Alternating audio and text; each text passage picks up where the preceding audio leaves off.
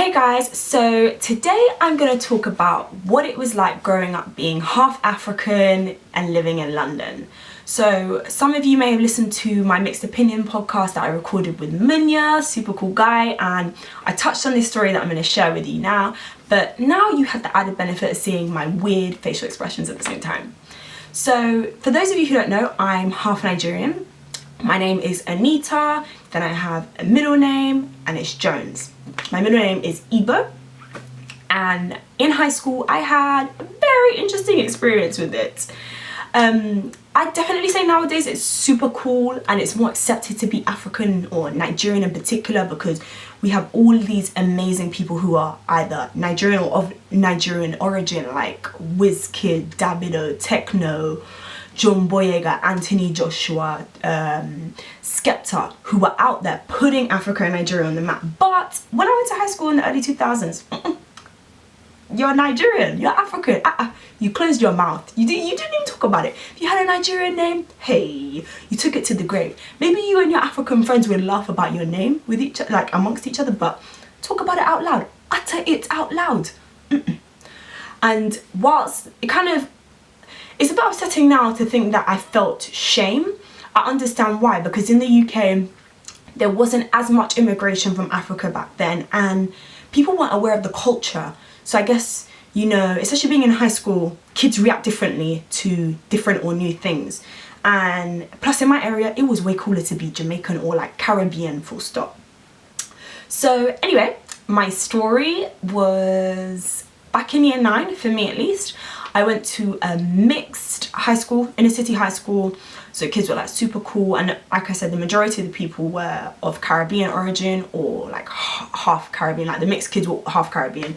I think I was one of the few who was half African, half Nigerian to be specific.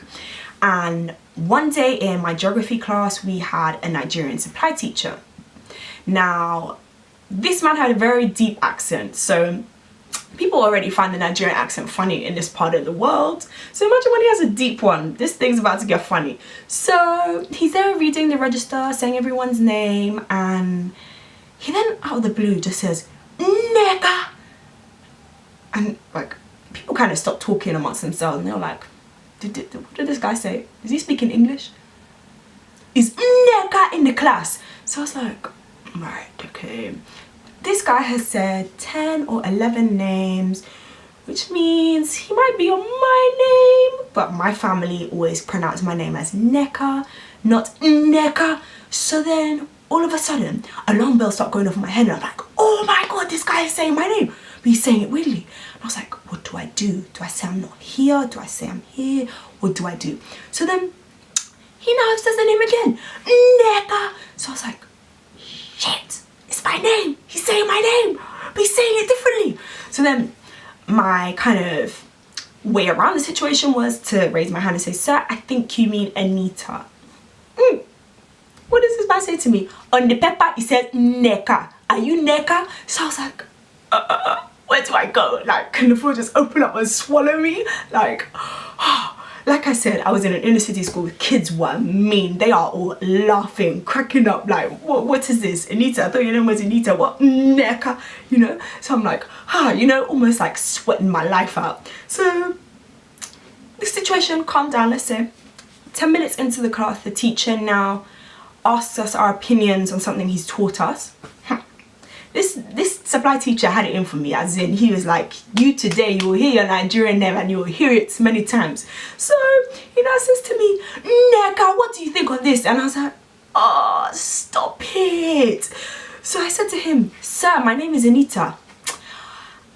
Neka, on the paper it says Neka. So I was like, you know what? Time out. I'll get up. I left the room. I was like, I'm not dealing with this. I went and told my actual teacher.